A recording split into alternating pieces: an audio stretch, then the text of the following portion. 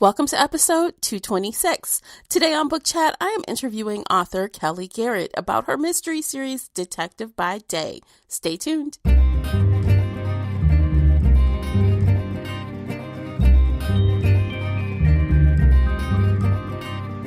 Hey everyone, I'm your host, Tamara Ford, and welcome to Book Chat here on the Shelf Addiction Podcast.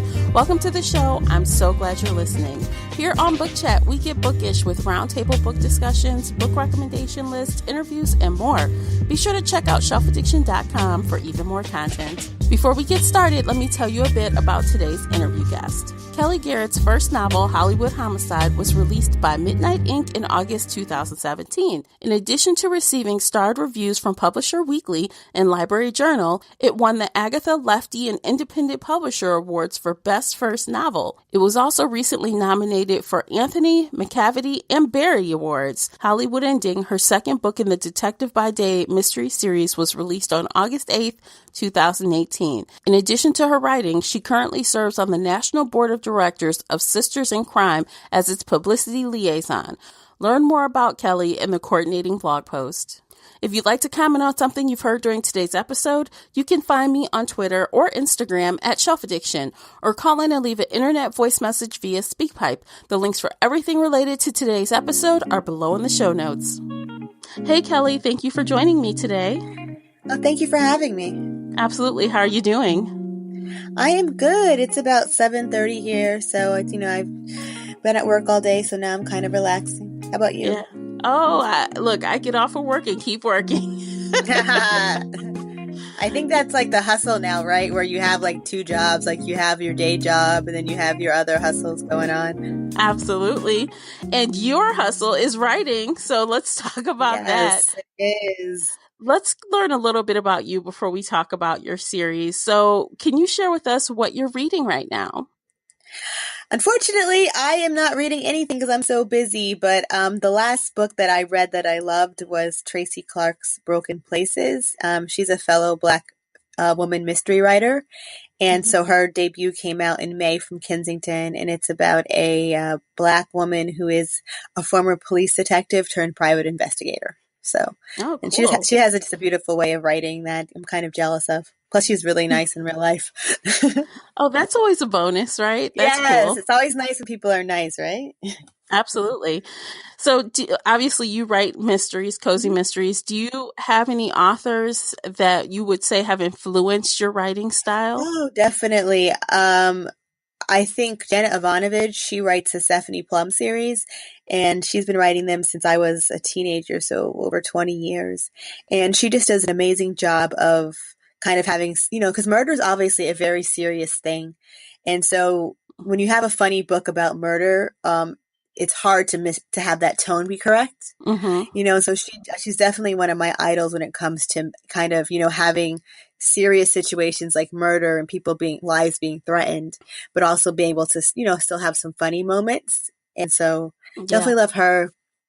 I grew up loving a lot of Black women mystery writers from the 90s, like Eleanor Taylor Bland, Barbara Neely, and Valerie Wilson Wesley. And in terms of just women mystery writers, definitely Sue Grafton with her Kinsey Millhone series. So, are there any authors, or at least one author on your list that every time a book is published, you just hit buy? You don't even bother reading the synopsis. You just buy unfortunately, it. Sue Grafton passed away earlier this year, but it was called basically the Alphabet series. And it was A is for alibi, B is for burglar. And so she was making her way through the entire alphabet. And so she was on X when she passed away. And so, I think it was all shocking to us because I think we all just assumed that she would get to Z, and so, obviously losing her was such a big blow to the mystery community, but she was definitely such a trailblazer for mystery writers, period, but also for women mystery writers. What inspired you to start writing? I mean, it's just what I've always loved. When I was 5 years old, I told my parents I wanted to, be a novelist when I grew up, and I was lucky that they supported me. It just took over 30 years to actually, finally have enough courage to do it. But it's just kind of like when it's been ingrained in me. That's, and I kind of laugh because publishing is such a brutal business and it just makes no sense at all. So I feel like if I didn't have this just ingrained in my bones, like I have to love this. I think with all writers, you have to love it to put up with all the other drama that comes along with trying to get a book published. Oh, isn't that the truth? I've heard lots of stories. I know lots of Oh, I'm authors, so I sure. feel your pain. I'm sure you have. Yes. Okay. So let's talk about what genre you write in. So this is kind of a traditional whodunit type of mystery, which is, always great fun.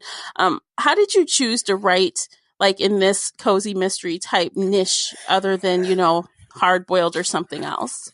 Well, for me, I think when I was around 11, I discovered cozy mysteries.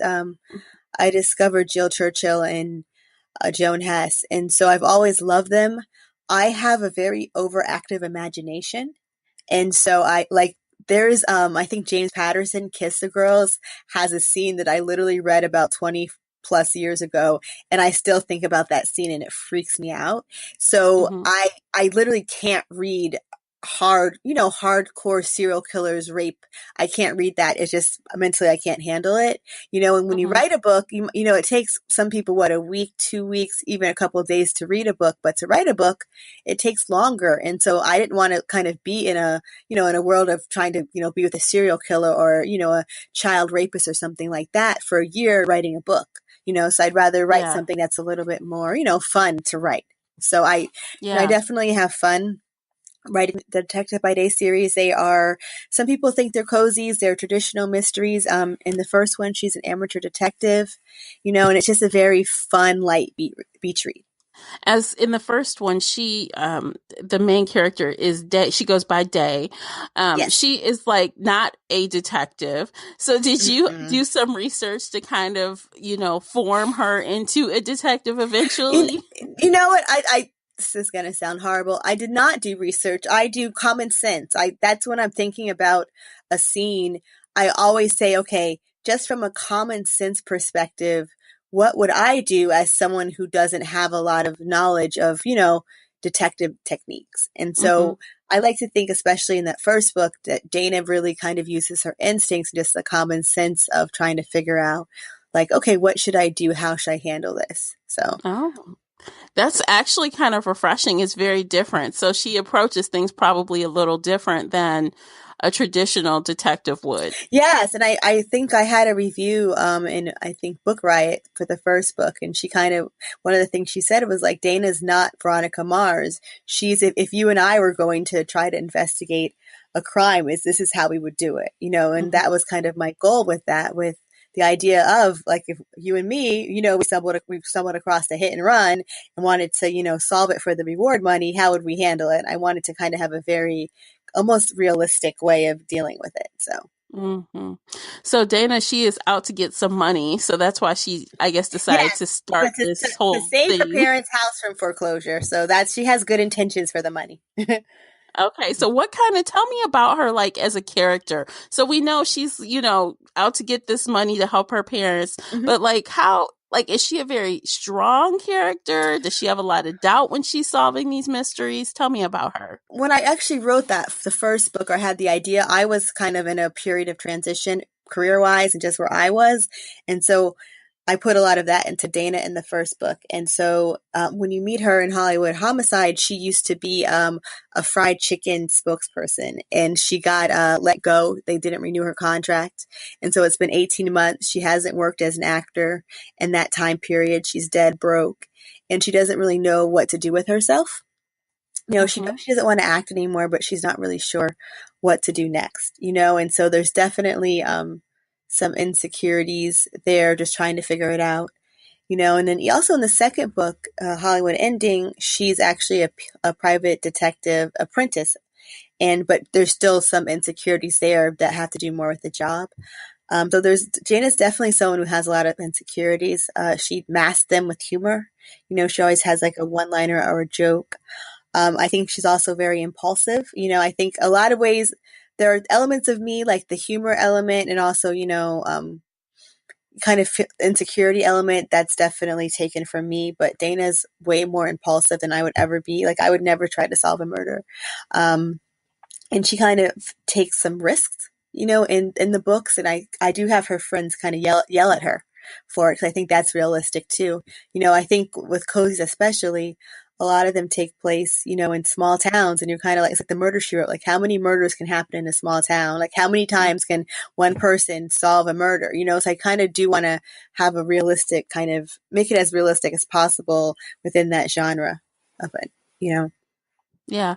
So she decided to be, I guess, officially become a detective in the second Yes. book. So she is in training Yes. and she's still in Hollywood. Yes. I like that she's kind of like in a cool place. And like you said, her friends are still giving her reality checks because she hasn't earned her stripes just yet, No, she's super impulsive. And I think one of the things I play with in the second book is I divide my books into 3 acts. So in the first act, she's almost too confident, not cocky, but overconfident. And then something happens at the end of the first act that's kind of a reality check for her, and it makes her very insecure in her investigation.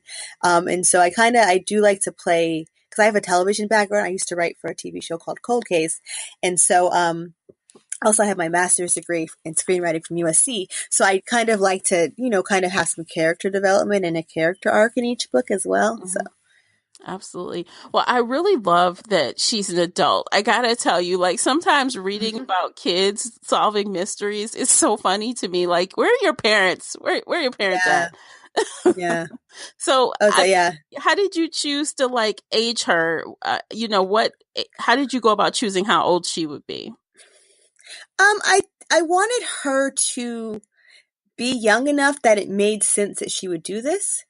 I don't know if a woman, because I'm 39, so I don't know if a 39-year-old woman would be, in one scene, she's literally chasing a bad guy down the street in her 4-inch stilettos, so I don't, just from a realistic perspective, I don't see a 39-year-old woman doing that, I concur with that.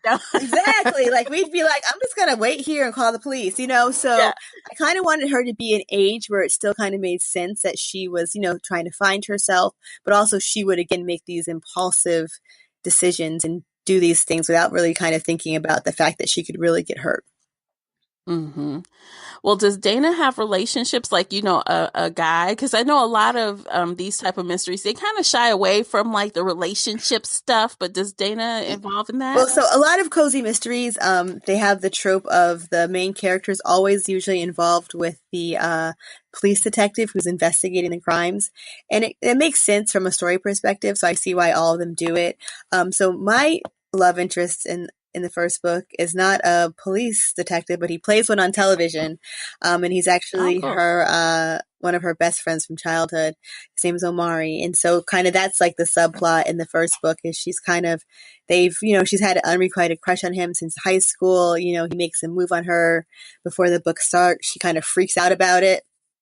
And kind of freaks out and says the wrong thing. And so they're kind of estranged when the book starts. And then she realizes she needs him because he has some key information that she needs for her investigation. So now she has to contact him, even though, it's been awkward. They haven't spoken. And in that time, he's now been cast on a TV show. So he's all like kind of famous in Hollywood it boy. And she's, not doing well. So.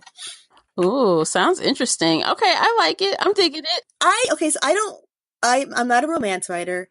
I don't read romances. And so, I did this romantic kind of subplot of this unrequited crush. And people really like it. And so I'm always kind of surprised, like, okay, like they actually really like liked that part of it, and even like the way that the book ends, it kind of actually ends on their relationship and this kind of like pivotal moment in it. And people are like, oh my God, I love the ending. I love the last word. So I'm kind of like, just kind of surprised considering that I don't know anything about romance at all. So I'm surprised that people kind of respond to that romantic element so much. Really? So like, okay, so what kind of relationship do you think they have? Are they kind of like the kind that are snapping at each other all the time or no, they were best friends for a long time and they were supporting each other, and I think they definitely tease each other. But it's not like one of those, like we like, it's not that type of relationship at all. And so even in the first book, he's especially like the few times they see each other, he actually even helps her out with the case for a little bit. So, and he's also very honest with her, which I think she has an issue with. 'Cause I think she's in denial about what's going, where she is in her life. And he's kind of like the one who's super honest with her about how she is with certain things. Okay, awesome. So, well, Hollywood Ending just came out Mm-hmm. just a few short weeks ago. Mm-hmm. So, what is like the most exciting thing about writing this second book? I mean, I was surprised that anyone wanted to read the first book, and so the fact that I now have two books out to me is just kind of, amazing. I think when I was younger, I always wanted to write a book, so the fact that I have two books out now, definitely have a third one out next year. That to me is just amazing, and I'm just trying to enjoy that moment. So Wonderful. Well, congratulations on all the awards you won on the first book. thank you. Yes, I anticipate more good things from this second book as well. That would be nice. I mean, that'd be nice. I have three more awards I'm actually up for at a conference called BoucherCon, which is probably like one of the biggest mystery conferences of the year.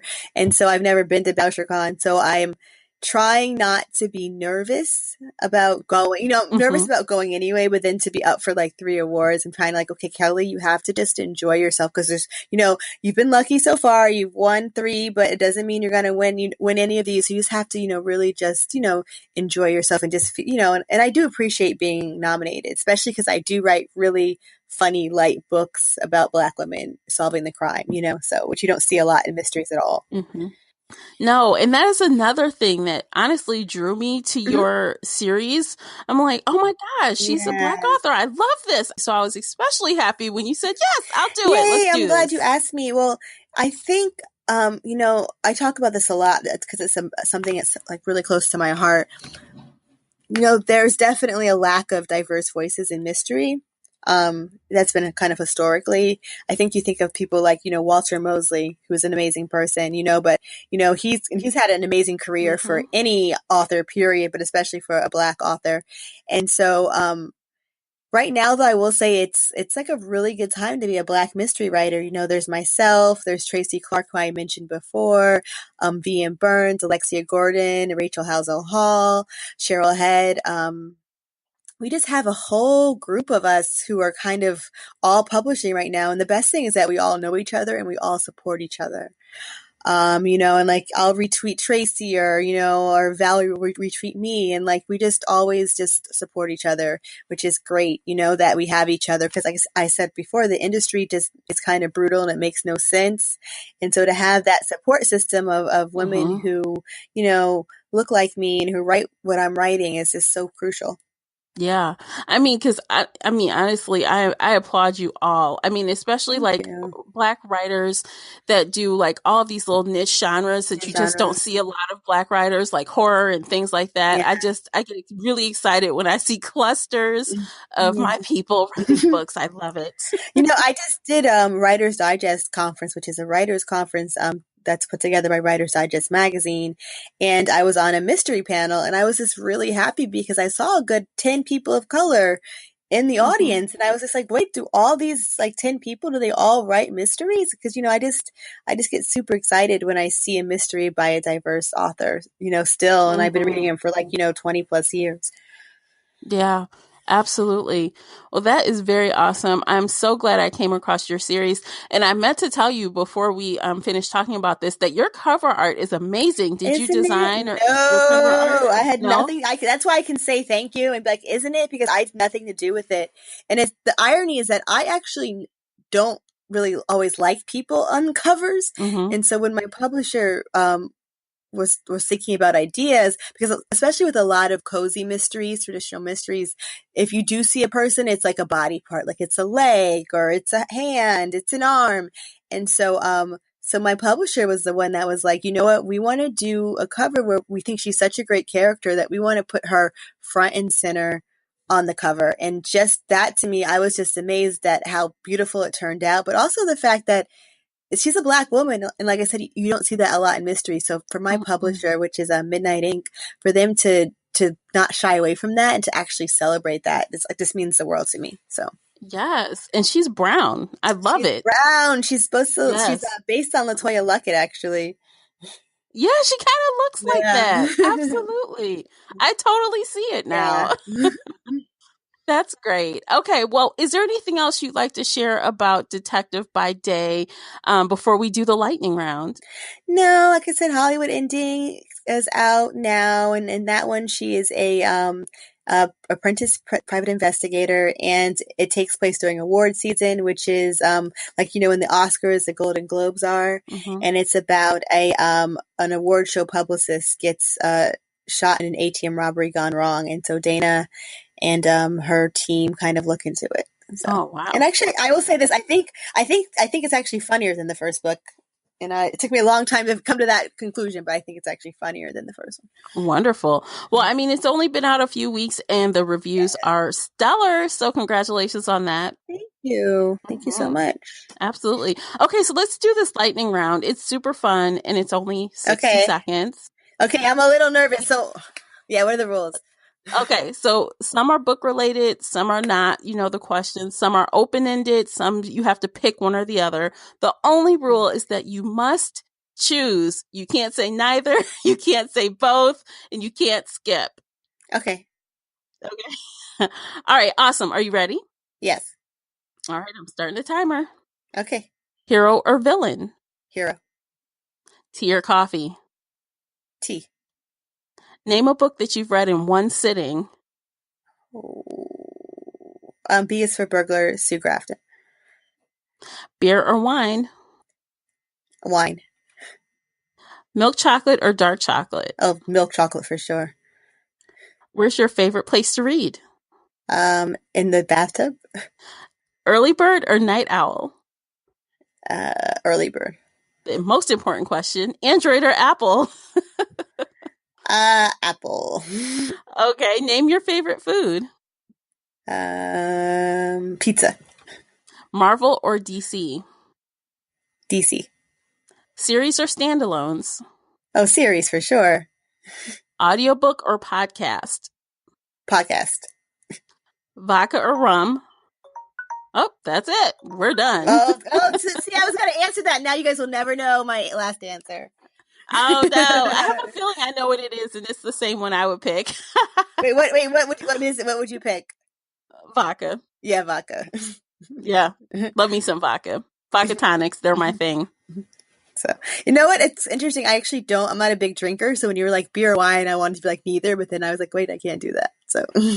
Yeah. Oh, well, I agree with you. Well, wine is good. Yeah. I'm not a huge wine drinker, but I do enjoy a good red wine once in a while. Yeah, I tend to like sweet things, so beer's too sour for me. Absolutely. Well, thank you so much for doing that, Kellye. It was super fun. Thanks for having me. Absolutely. Everyone be sure to follow Kellye on social media and pick up a copy of her latest book, Hollywood Ending, available now. All the links are below in the show notes. And again, it's been a pleasure, Kellye. Thank you so much for taking the time. Of course. Okay, everyone, that's it for today's episode. Thanks for tuning in and spending the time with us here on the Shelf Addiction Podcast. And as always, happy reading. Take care, everyone. If you enjoyed today's book chat episode and would like to show your support, there are a few things you can do. Head on over to Apple Podcast and leave a positive 5-star review. You can follow me on Twitter at Shelf Addiction. Most importantly, you can share this podcast with friends and family that enjoy all things bookish, including author interviews. Thank you for listening, and until next time, happy reading.